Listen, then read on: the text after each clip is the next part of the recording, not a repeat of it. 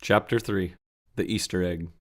"Well, madam," said the general, lifting his hat and bowing politely to the old hen who lived near the shoe house, "will it be possible for you to furnish the Teenie Weenies with an egg for their Easter dinner this year?"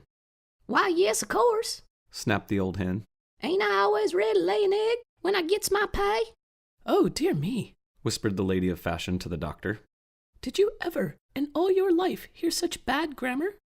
"How much will you charge us?" asked the general, as he sat down on a pebble. 25 grains of corn, answered the hen, glaring about at the Teenie Weenies. "Great guns!" exclaimed the general. "Why, that's 5 bags, and last year we paid you only 3. Things are awfully high now, and worms are scarce. Well, all right, you can have an egg for 25 grains of corn, and not 1 grain less." "That's pretty expensive. But it wouldn't seem like Easter if we didn't have a boiled egg.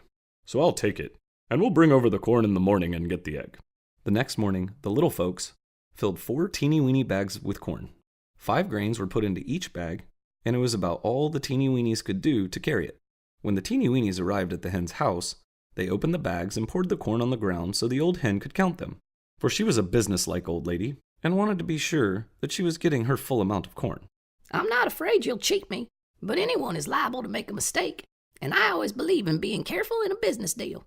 "Oh, that's right," said a big rooster with a huge double chin who strutted up to the hen house. "You can't be too careful when it's a matter of business." "How are you going to get the egg home?" "Oh, we can roll it very nicely." "Well, I was just going to say that I couldn't deliver it at the low price of 20 grains of corn. Give me 10 more grains, and I'll walk over to the shoe house and lay it anywhere you say."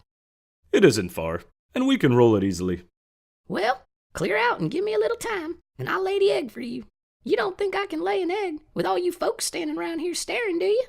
The Teenie Weenies retired to the other end of the chicken yard, where they sat down on several corn cobs to wait. Presently, the old hen announced the laying of the egg with loud cackles, and the little folks started at once to roll the egg home. It was easy work rolling the egg over the level ground, but when the Teenie Weenies came to a steep hill that lay in their path, they found that it would be necessary to use ropes in order to let it down safely.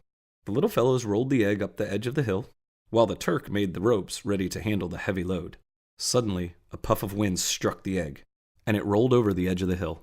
The cook and Go-Go tried to catch it, but they were too late, and the egg and the 2 Teenie Weenies tumbled down the hill.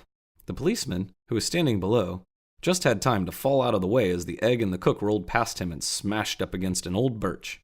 The cook was able to save a great deal of the broken egg, which he dipped into many wash tubs and thimbles.